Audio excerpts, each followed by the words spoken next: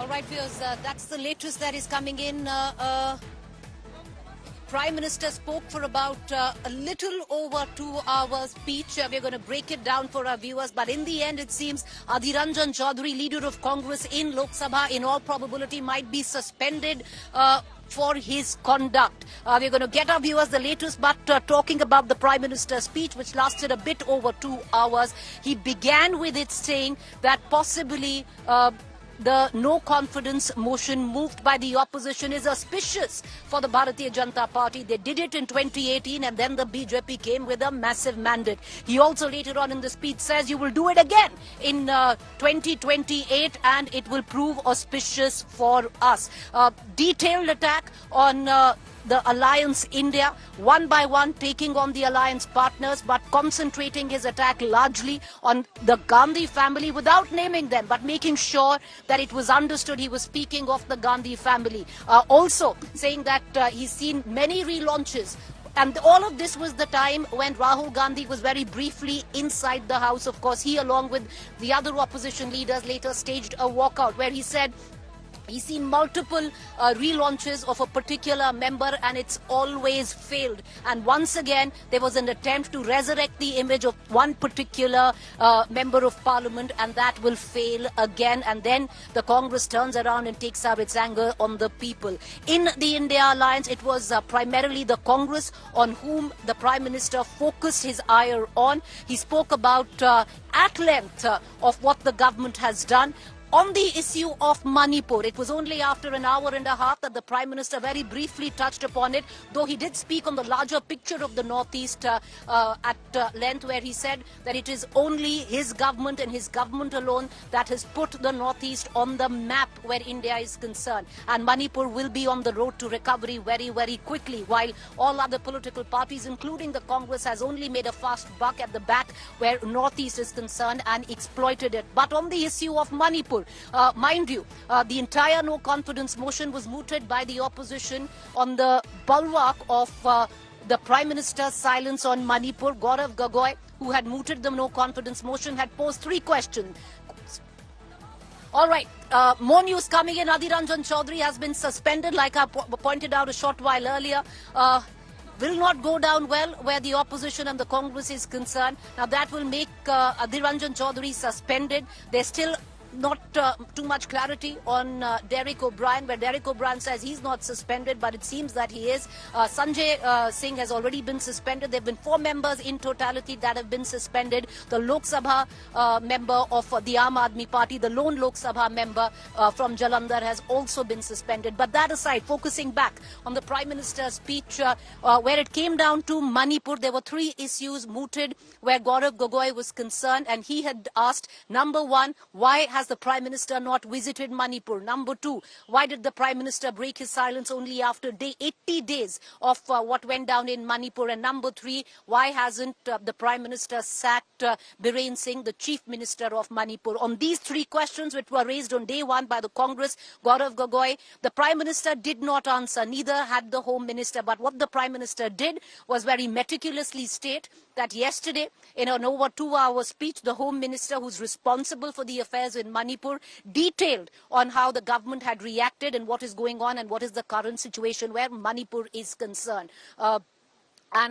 He and the House are with the people of Manipur, and what went down is shameful, but the Congress is doing not much but playing politics at the back of a huge tragedy that has played out in a region which the party has ignored for decades. He also spoke of years of rule of what the BJP and the Prime Minister deemed as misgovernance. Right after that, while he was ending his speech, there was a walkout by the opposition where he also taunted the opposition, where he said that it's easy to speak and, wanting to be heard. It's difficult to sit back and hear. It was, of course, a jibe at the opposition as they were walking out from the Lok Sabha. Rahul Gandhi was there and he walked out alongside his other members where the Lok Sabha is concerned. There was a press conference that was held outside even while the Prime Minister was speaking. Gaurav Gogoi had the right to reply on the floor of the Parliament, viewers. He had, that's what parliamentary convention, parliamentary protocol is at the time of the no confidence motion. And once the Prime Minister finished his speech replying to the no confidence motion against it, there is an opportunity for the person from the opposition who moots the no confidence motion to come back and reply. Gaurav Gogoi was not there to reply. It went into a simple vote. And right in the beginning, like we were telling you, and I'm going to pull in my colleague Paulomi into this conversation as well, it wasn't really about the numbers from day one. Leave alone the NDA, the BJP has had the numbers. We're going to play those numbers out for you. Where the strength of the House is concerned, the BJP comfortably standing way over the halfway mark without even the support of the NDA partners. So the BJP would have pulled it alone, smashed it out, and they did. Now it comes down to the war of perception. Who will win it? Well, we'll only know in days to come. The Prime Minister also mocked the opposition where he said, next time you come in with a no confidence motion, at least be better prepared. Let's listen in to the excerpts of Prime Minister Modi speaking, replying to his second no confidence motion in the House. Manipur में अदालत का एक फैसला आया।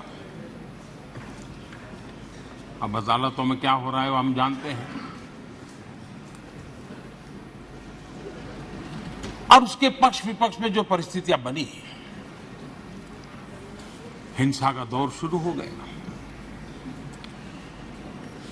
और उसमें बहुत परिवारों को मुश्किल हुई। अनेकों ने अपने स्वजन भी खोए। महिलाओं के साथ गंभीर अपराध हुआ और ये अपराध अक्षम्य है और दोषियों को कड़ी से कड़ी सजा दिलवाने के लिए केंद्र सरकार, राज्य सरकार मिलकर के भरपूर प्रयास कर रही है। और मैं देश के सभी नागरिकों को आश्वस्त करना चाहता हूं कि जिस प्रकार से प्रयास चल रहे हैं, निकट भविष्य में शांति का सूरज जरूर उगेगा। मणिपुर फिर एक बार नए आत्मविश्वास के साथ आगे बढ़ेगा। मैं मणिपुर के लोगों से भी आग्रहपूर्वक कहना चाहता हूं, वहां की माताओं, बहनों, बेटियों से कहना चाहता हूं, देश आपके साथ है। ये सदन आपके साथ है। हम सब मिलकर के, कोई यहां हो या ना हो, हम सब मिलकर के इस चुनौती का समाधान निकालेंगे। वहां फिर से शांति की स्थापना होगी। मैं मणिपुर के लोगों को विश्वास दिलाता हूं कि मणिपुर फिर विकास की राह पर तेज गति से आगे बढ़े। उसमें कोई प्रयासों में कोई कसर नहीं रहेगी। हमने कहा था अकेले मणिपुर के लिए आओ, चर्चा करो। गृह मंत्री जी ने चिट्ठी लिख करके कहा था, उनके विभाग से जुड़ा विषय था, लेकिन साहस नहीं था, इरादा नहीं था और पेट में पाप था, दर्द पेट में हो रहा था और फोड़ रहे थे सर। इसका ये परिणाम था। आदरणीय अध्यक्ष जी,